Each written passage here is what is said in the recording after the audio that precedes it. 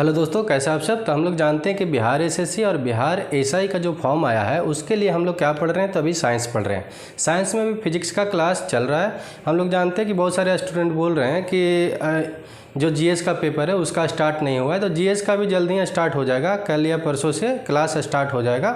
उसका भी सारा नोट्स कंप्लीट हो रहा है। नोट्स बनेगा तभी तो बनेगा वीडियो, और ज़्यादा अच्छा से अच्छा प्रोवाइड करना है तो थोड़ा टाइम लगता है। आपका जितना भी एग्ज़ाम है उसके पहले सारा कोर्स ख़त्म हो जाएगा। इसका जिम्मेवारी हम लोग का है, ठीक है। तो जो आज का टॉपिक हम लोग को पढ़ना है उसमें पढ़ना क्या है, तो प्लैनेटरी मोशन पढ़ना है, जो ग्रहों का गति का नियम होता है जिसको हिंदी में बोलते हैं। दूसरा क्या पढ़ना है, जो केपलर के द्वारा दिया गया था प्लैनेटरी मोशन का लॉ, वो कितना था, 3 था, उसके बारे में हम लोग को पढ़ लेना है, ठीक है। Time period of simple pendulum. Pendulum हम लोग जानते हैं कि एक धागा में अगर बांधकर किसी चीज़ को अगर लटकाते हैं तो वो क्या होता है कि इधर और उधर लेफ्ट एंड राइट क्या होता है, जो झूलता है उसी को एक सिंपल पेंडुलम नाम दिया जाता है, ठीक है। ये भी आप मान सकते हैं।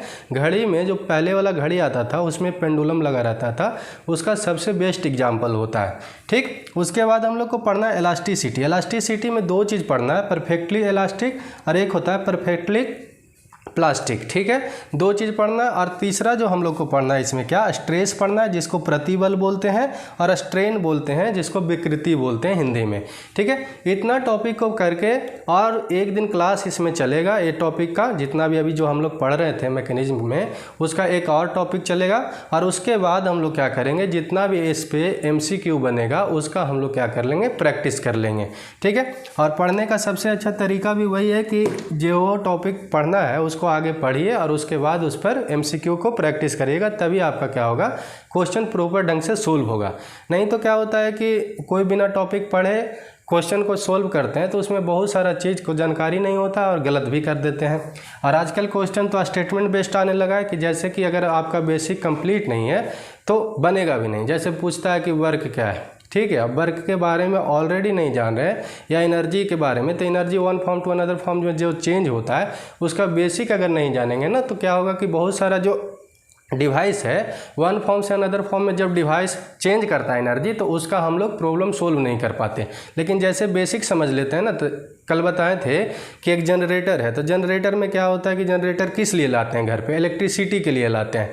तो वो क्या करेगा कि मैकेनिकल एनर्जी टू इलेक्ट्रिसिटी हम लोग को देगा, इलेक्ट्रिसिटी के लिए लाएँ। लेकिन वही इलेक्ट्रिक मोटर क्या काम करता है, इलेक्ट्रिक मोटर काम करता है कि हम लोग इलेक्ट्रिक मोटर किस लिए लाते हैं, जैसे कि पानी निकालने के लिए लाते हैं, जैसे बोरिंग से। तो पानी निकालने के लिए लाते हैं, मतलब कि उसमें हम लोग इलेक्ट्रिसिटी पहले देंगे, फिर वो मैकेनिकल एनर्जी में कन्वर्ट होगा। तो ये सब जानकारी पहले से बेसिक में रहेगा कंप्लीट, तभी क्या होगा, क्वेश्चन सोल्व होगा। इसलिए सबसे पहले बेसिक पहले कंप्लीट कर लेना चाहिए। आजकल के जो लड़कन हैं सबसे पहले क्या करते हैं कि आए और MCQ प्रीवियस क्वेश्चन ही बनाना शुरू कर देते हैं। वैसे नहीं पढ़ना है, और ये एग्ज़ाम के पहले प्रॉपर ख़त्म भी हो जाएगा, तो टाइम भी अभी है और अभी हम लोग पढ़ भी सकते हैं। तो सबसे पहले पढ़ते हैं प्लैनेटरी मोशन, ठीक है। तो उसमें से सबसे पहले जानना है कि आखिर में प्लैनेट होता क्या है, प्लैनेट कहते किसको हैं। तो सबसे पहले आप समझिए कि ये आपका मान लीजिए कि सन है, ठीक है। एक फोकस पे सन होता है, बीच में नहीं होता है, ये भी बात याद रखना है। सन है और सन के चारों तरफ क्या है कि बहुत सारा पिंड है जो क्या करता है, इसके चक्कर लगाता है चारों तरफ। और जो चारों तरफ चक्कर लगाता है उसको हम लोग क्या बोलते हैं, तो प्लैनेट बोलते हैं, ठीक है। सन के चारों तरफ जो चक्कर लगाता है उसको प्लैनेट बोलते हैं। और बहुत सारा अगर प्लैनेट है तो प्लैनेट का भी चारों तरफ कुछ चक्कर लगाने वाला होता है, और उसके चारों तरफ जो प्लैनेट का चारों तरफ चक्कर लगाएगा उसको क्या बोलेंगे हम लोग, तो मून बोलेंगे, ठीक। मून बोलते हैं या उपग्रह बोलते हैं, उपग्रह बोलते हैं, ये बात आपको याद रखना। सन के चारों तरफ जो लगाएगा उसको इंग्लिश में तो प्लैनेट बोलते हैं और हिंदी में हम लोग ग्रह बोलते हैं, ये बात आपको याद रखना है। तो सबसे पहले हम लोग को क्या जानना था कि ग्रह होता क्या है, मतलब कि प्लैनेट होता क्या है। तो सन के जो चारों तरफ क्या है कि बहुत सारे पिंड है चक्कर लगाते हैं, उसको हम लोग प्लैनेट बोलते हैं, ग्रह बोलते हैं। और ग्रह के मतलब कि प्लैनेट के चारों तरफ, अर्थ के चारों तरफ चक्कर लगाने वाला कौन है, तो मून है सिर्फ, ठीक, हम लोग जानते हैं। और मंगल ग्रह जैसे है बहुत सारा है, जुपिटर है, ये सब के भी अपना अपना क्या होता है, उपग्रह होता है, मून होता है, ठीक। ये बात आपको याद रखना है। तो हम लोग को जो सबसे पहले पढ़ना है इसमें कि प्लैनेटरी मोशन के बारे में पढ़ना है, आखिर में होता क्या है, ठीक है। तो प्लैनेटरी मोशन अभी जो हम लोग देखे थे सिंपल सी वही है क्या होता है कि सन जो है बीच में ना होके एक फोकस पे है, ठीक, और एक फोकस पे होके वो क्या है, एलिप्टिकल, ठीक, एलिप्टिकल मतलब कि दीर्घवृत्ताकार पे जो है प्लैनेट घूमता है, ना कि बीच में नहीं होके। सन कहाँ है, आपका एक फोकस पे होता है, कहीं पर इसका मतलब है कि रेडियस ज़्यादा होगा और कहीं पे रेडियस क्या होगा, आपका कम होगा, ठीक। और इस फॉर्म में क्या करता है, उस पर प्लैनेट जो गति करता है, मोशन करता है, उसी को हम लोग क्या बोलते हैं, प्लैनेटरी मोशन बोलते हैं, ठीक है। इसके आगे जो हम लोग का टॉपिक पढ़ना है, ये थोड़ा सा समझना था इसमें, केपलर का थ्री लॉ, केपलर का 3 लॉ था, वो हम लोग को पढ़ना है। तो केपलर का जो 3 लॉ है उसमें पढ़ना क्या क्या चीज़ है। पहला जो है, पहला लॉ कहता क्या है, ये समझिएगा।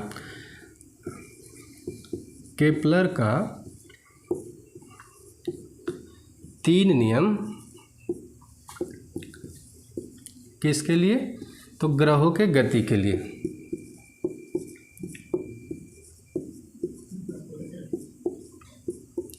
गति के लिए। तो फर्स्ट लॉ इसमें क्या कहता है, फर्स्ट लॉ इसमें कहता क्या है ये समझिएगा। तो फर्स्ट लॉ सबसे पहले इसमें क्या कहता है कि सन जो है आपका एक फोकस पे है, ठीक है।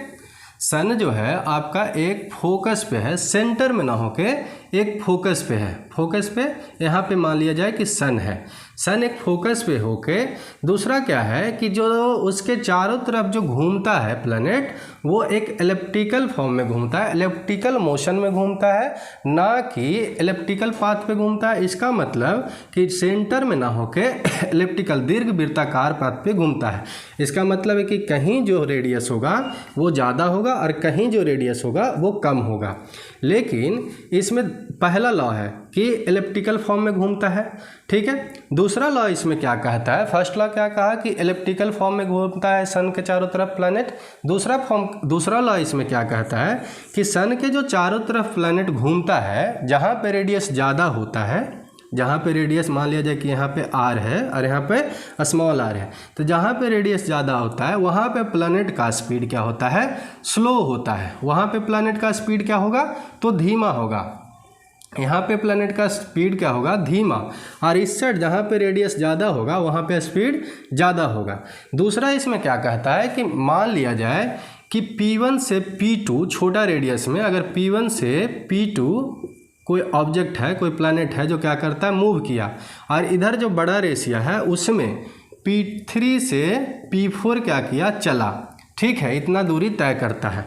अब मान लिया जाए कि यहाँ पर जो समय था T था और यहाँ पर भी समय T ही है, मतलब दोनों तरफ समय अगर बराबर लें तो इस तरफ का जो एरिया बनेगा, मान लिया जाए यहाँ पर A1 एरिया बना और यहाँ पर जो एरिया बना वो A2 बना, तो ये जो एरिया बनेगा, एरिया जो कवर होगा प्लैनेट के द्वारा, वो दोनों सेम करेगा। अगर सेम टाइम में अगर एलिप्टिकल फॉर्म पे प्लैनेट चलता है तो इधर जो एरिया बनेगा और इधर जो एरिया बनेगा वो क्या होगा, सेम होगा।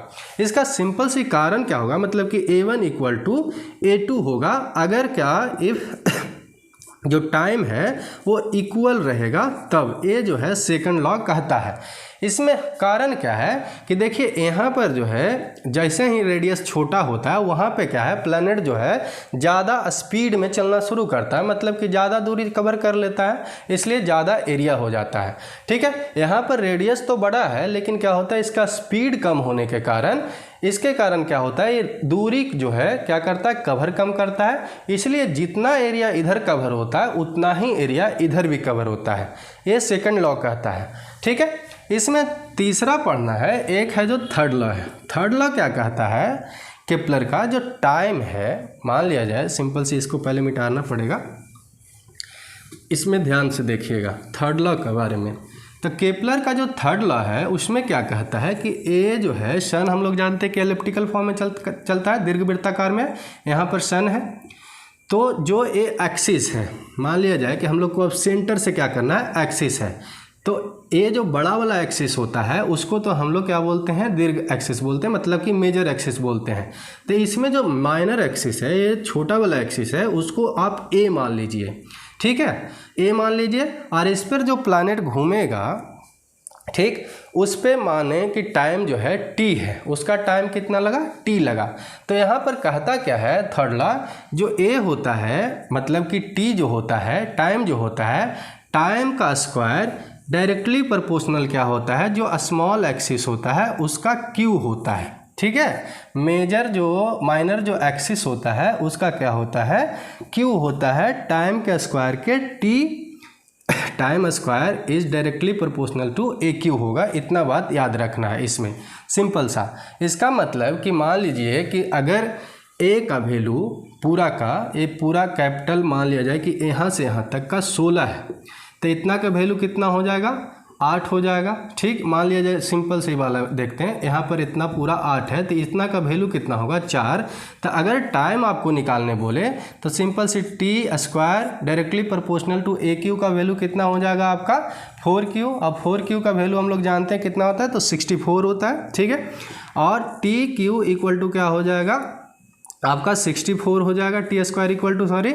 और यहाँ पर क्या है कि जब टी का वैल्यू निकालिएगा तो क्या आ जाएगा आपका अंडर रूट में 64, तो मतलब कि 8 आ जाएगा। 8 मिनट आएगा, अगर मिनट में निकाल रहेगा तो मिनट में, और ए मीटर में और ए मिनट में रहेगा तो क्या आएगा आपका 8 मिनट आएगा। मतलब कि T square is directly proportional to a cube होता है। ये थर्ड लॉ किसका बोलता है, तो केपलर का थर्ड लॉ बोलता है। इतना ही बात इसमें याद रखना है, एमसीक्यू के लिए ये बहुत ज़्यादा होता है। ठीक, जनरल साइंस में इससे ज़्यादा पूछता भी नहीं है, आईआईटी का तो एग्ज़ाम है नहीं कि इसमें ज़्यादा पूछेगा। तो इतना बात आपको क्या करना है, इसका याद रखना है। ठीक, आगे जो हम लोग को इसमें पढ़ना है, एक पेंडुलम पढ़ना है। सिंपल पेंडुलम का जो टाइम पीरियड होता है उसमें थोड़ा सा टॉपिक, छोटा सा क्वेश्चन बनता है हमेशा जनरल साइंस से, कि सबसे पहले समझिए कि पेंडुलम होता क्या है। तो यहाँ पर मान लिया जाए कि एक धागा है, इसमें बांध दिए और इस धागा को इसमें कुछ भारी चीज़ को लटका दिए, तो ये क्या होगा, पेंडुलम को धक्का एक बार दे दीजिएगा तो कुछ दूरी इधर तय करेगा और कुछ दूरी इधर तय करेगा। तो ये जो ऐसे तय कर रहा है अपना एक पाथ पे, इसी को हम लोग क्या बोलते हैं, इसको क्या बोलेंगे, तो पेंडुलम बोलेंगे। ठीक, ये बात आपको याद रखना है। और इसमें एक फॉर्मूला होता है,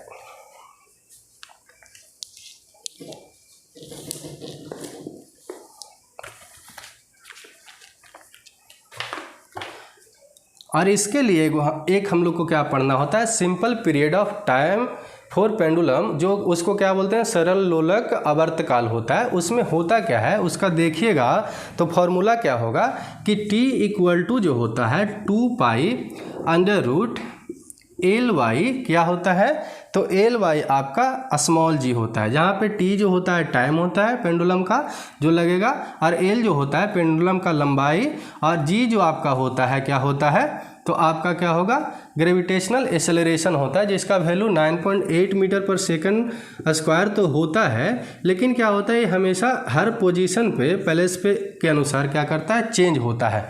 ठीक है, ये बात आपको याद रखना है। पाई जो होता है कांस्टेंट होता है, 22/7 इसका वैल्यू होता है, हम लोग जानते हैं 22/7 होता है।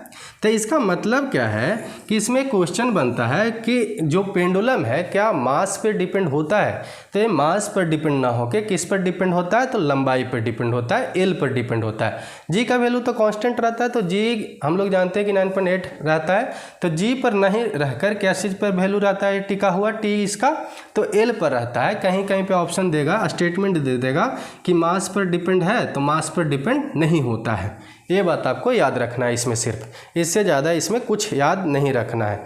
ठीक है,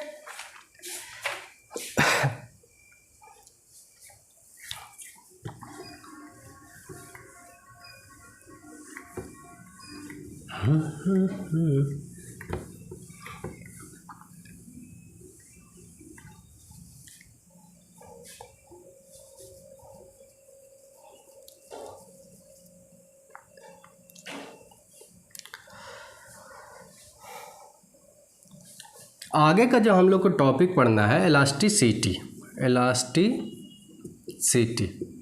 ठीक है, इसका हिंदी वर्ड ज़्यादा खराब अच्छा नहीं है, मतलब कि अच्छा नहीं कि मतलब कि याद नहीं रहता है ज़्यादा। क्या होता है इसका हिंदी, प्रत्यास्था होता है। हिंदी वर्ड को छोड़िए, इलास्टिसिटी को सिंपल से याद रखिएगा। इलास्टिसिटी क्या होता है वो अभी समझाते हैं। तो मान लिया जाए कि कोई ऑब्जेक्ट है, ए है, क्या है, कोई ऑब्जेक्ट ए है जिस पे आप कोई बाहर से एक्सटर्नल फोर्स लगाते हैं। एक्सटर्नल जब फोर्स लगाते हैं तो उसका जो ओरिजिनल शेप होता है उसमें क्या आता है, कुछ चेंजेज आ जाता है। ठीक, कुछ चेंजेज आता है तो कोई जो ऑब्जेक्ट होगा वो उसी पोजीशन में रह जाएगा और कुछ जो ऑब्जेक्ट होता है वो फिर से रिटर्न होके अपना ही पोजीशन में आ जाता है। जैसे कि रबड़ को आप दबाइएगा तो दब जाएगा और फिर से उसी पोजीशन में आ जाएगा, खींचिएगा तो खींच जाएगा और फिर से उसी पोजीशन में आ जाएगा। लेकिन स्टील को अगर आप दबाइएगा तो वो उस पोजीशन में आने के बाद फिर से रिटर्न नहीं आता है अपना पोजीशन में। तो ये जो होता है वो जो शेप चेंज करता है या फिर से जो आता है अपना पोजीशन में, उसको हम लोग क्या बोलते हैं, इलास्टिक बोलते हैं। अब ये मत समझिएगा कि स्टील जो है हार्ड है तो उसमें कम इलास्टिसिटी होगा, रबड़ जो है ज़्यादा दबता है तो उसका ज़्यादा इलास्टिसिटी होगा। स्टील का इलास्टिसिटी रबड़ का इलास्टिसिटी से क्या होता है, ज़्यादा होता है। अगर आप इंजीनियरिंग किए होंगे तो उसमें एक पढ़ना है strength of material. Strength of material का बुक जो है, और या आप लैब में गए होंगे तो उसमें स्टील को क्या करता है, चेक करने के लिए देता है इलास्टिसिटी। तो करीब से करीब वो 500 रोटेशन के बाद क्या होता है, एक जो रड होता है 10 mm का या 20 mm का रेडियस वाला, वो टूटता है। मतलब कि उसका इलास्टिसिटी इतना है कि उसको 500 बार रोटेशन करिएगा एक रड को, तब वो क्या होगा, बीच से टूटेगा। मतलब कि वो जो रड है उतना उसमें इलास्टिसिटी छिपा हुआ है। ठीक, ये बात आपको याद रखना है। लेकिन रबड़ क्या होगा, उससे बहुत पहले टूट जाएगा।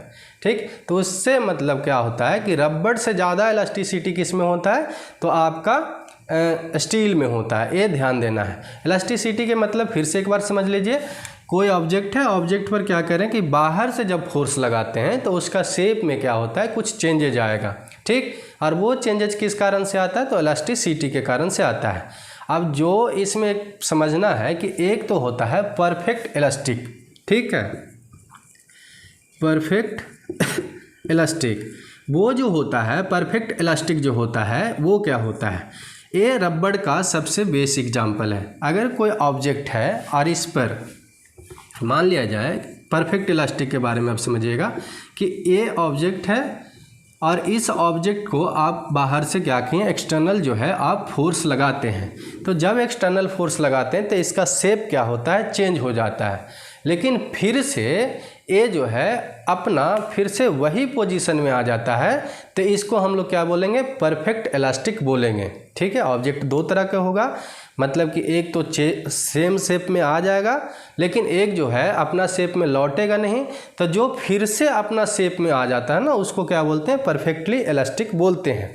लेकिन एक जो होता है परफेक्टली प्लास्टिक होता है, ठीक है, उसको प्लास्टिक बोलते हैं। ठीक, तो परफेक्टली प्लास्टिक क्या होता है, सेकंड वाला को समझिए। ए है परफेक्ट इलास्टिक और एक क्या होता है, परफेक्ट प्लास्टिक। ये समझना है। तो इसमें क्या है कि अगर कोई ऑब्जेक्ट को बाहर से फोर्स लगाइएगा, ठीक है, अगर कोई ऑब्जेक्ट को आप एक्सटर्नल फोर्स लगाइएगा, जब ये फोर्स लगाइएगा तो मान लिया जाए कि ये जो ऑब्जेक्ट है अब अपना पोजीशन, अपना शेप है जो चेंज कर लिया है, और चेंज करने के बाद वो फिर से अपना उसी पोजीशन में नहीं आता है। तो इसको क्या बोलेंगे, परफेक्टली प्लास्टिक बोलेंगे। और जो अपना पोजीशन में आ जाए उसको परफेक्टली इलास्टिक बोलेंगे। ये दोनों में बस इतना ही डिफरेंस है। ठीक है, ये बात आपको याद रखना है। ठीक, आगे जो हम लोग को इसमें पढ़ना क्या है, तो स्ट्रेस पढ़ना है, प्रतिबल पढ़ना है। ये टॉपिक बहुत ज़्यादा इम्पॉर्टेंट है, प्रतिबल, और इससे क्वेश्चन बनता है हमेशा। तो सबसे पहले स्ट्रेस होता क्या है। स्ट्रेस को हम लोग हिंदी में क्या बोलते हैं, तो प्रतिबल बोलते हैं। ये याद रखना है। ठीक है, तो समझिए, ये फिगर को समझिएगा पहले कि ए मान लीजिए कि आपका ऑब्जेक्ट है। ठीक, इसका नाम दे देते हैं, ए नाम देते हैं। तो ज़रा सोचिए कि अगर ए ऑब्जेक्ट पे आप फोर्स लगाते हैं, एक्सटर्नल आप ऊपर से या कहीं से इसके चारों तरफ से फोर्स जब लगाते हैं, तब फोर्स लगाते होंगे तो जो ऑब्जेक्ट के अंदर का जो मॉलिक्यूल होगा, जो अंदर का जो पार्टिकल होगा, वो क्या करता है, ये भी फोर्स लगाता है अपोजिट साइड में। ठीक है, आप ऊपर से फोर्स लगाएं तो ये अंदर से भी कुछ जो होगा फोर्स लगाता होगा, और ये जो अंदर से जो फोर्स लगाता है एक एरिया पे, एक पॉइंट पे, आप जिस पॉइंट पे लगाते होंगे उस पॉइंट से भी अंदर से फोर्स लगता होगा, उसी को हम लोग क्या बोलते हैं, मेनली स्ट्रेस बोलते हैं। ठीक है, फिर से समझना है, अगर कोई ऑब्जेक्ट पे आप बाहर से फोर्स लगाते हैं तो वो ऑब्जेक्ट जो होता है अंदर से भी उसके विपरीत दिशा में अंदर का पार्टिकल फोर्स लगाता है। आप किसी चीज़ को दबाइएगा तो उसका अंदर का जो पार्टिकल होगा वो भी फोर्स लगाता है। ठीक है, उसी फोर्स को, इंटरनल फोर्स को ही हम लोग क्या बोलते हैं, तो क्या बोलते हैं, स्ट्रेस बोलते हैं। स्ट्रेस वन टाइप का इंटरनल प्रेशर है। ठीक है, इंटरनल प्रेशर है, इसलिए स्ट्रेस इक्वल टू होता क्या है, मैथमेटिक फॉर्म में देखें तो ये फोर्स अपॉन क्या होता है, एरिया होता है। एक पार्टिकुलर एरिया में जब आप फोर्स लगाते हैं तो उसका इंटरनल मॉलिक्यूल क्या होता है, उसके अपोजिट डायरेक्शन में क्या करता है, फोर्स लगाता है अंदर से, और उसी को हम लोग क्या बोलते हैं, स्ट्रेस बोलते हैं। स्ट्रेस इक्वल टू क्या होता है, तो फोर्स अपॉन एरिया होता है। इसका अगर ऐसा यूनिट देखें तो क्या हो जाएगा, फोर्स का न्यूटन होता है और एरिया का मीटर स्क्वायर होता है, और इसका मतलब कि न्यूटन पर मीटर स्क्वायर होगा, जिसको हम लोग पास्कल भी बोलते हैं। ठीक है, ये बात आपको ध्यान देना है। ठीक, चलिए अगला जो है हम लोग का इसमें टॉपिक, अगला टॉपिक क्या पढ़ना है, स्ट्रेन पढ़ना है। छोटा छोटा टॉपिक है लेकिन क्वेश्चन हमेशा क्या होता है इसमें बनते रहता है। क्या होता है, स्ट्रेन।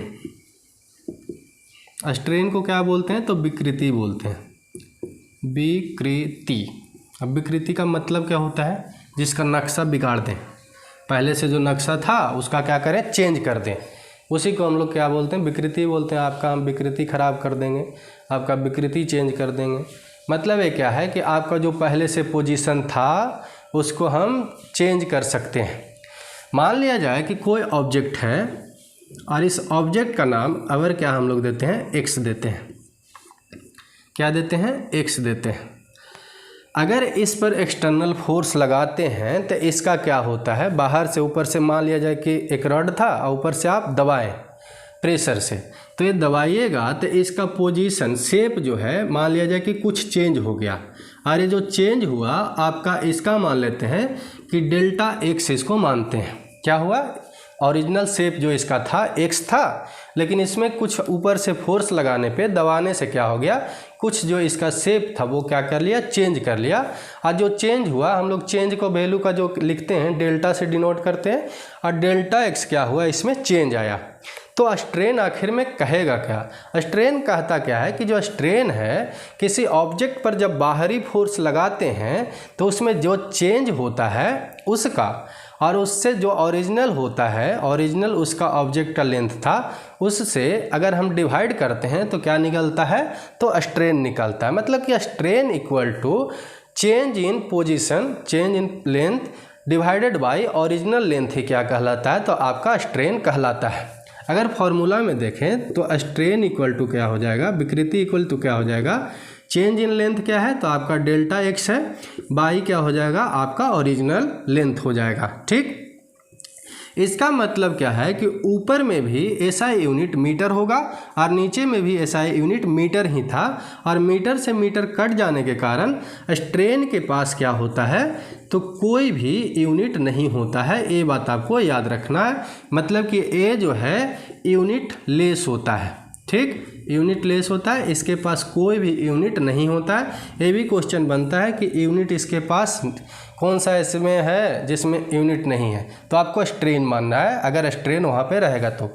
अगर ये भी पूछ सकता है कि क्यों इसमें स्ट्रेन में यूनिट नहीं होता, तो हम लोग जानते हैं कि एक जो है, ये जो स्ट्रेन है एक रेशियो है, और दोनों जो रेशियो होता है लेंथ का ही होता है। मतलब change in length bye original length को क्या बोलते हैं, स्ट्रेन बोलते हैं।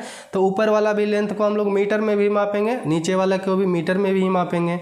ठीक है, सेम यूनिट रहेगा, और इसलिए क्या होता है, दोनों कट जाता है, इसलिए स्ट्रेन जो है यूनिट लेस होता है। ये बात आपको ध्यान रखना है। ठीक है,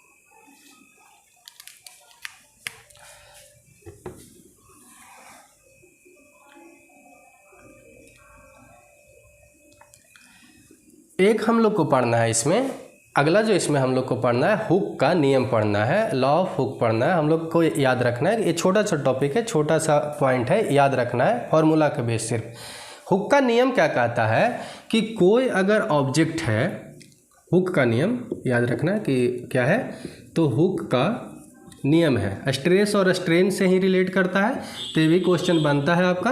तो हुक का नियम क्या कहता है कि अगर कोई ऑब्जेक्ट है और इस ऑब्जेक्ट पे फोर्स बाहर से लगाते हैं और इस बाहर से फोर्स लगाने पे अगर इसका स्ट्रेन ज़्यादा नहीं है, ठीक है, क्या है, इसका स्ट्रेन ज़्यादा नहीं है, वस्तु की विकृति अगर ज़्यादा नहीं है, अधिक नहीं है, तो इसमें जो इलास्टिक कांस्टेंट जो बनता है, इलास्टिक जो कांस्टेंट बनता है वो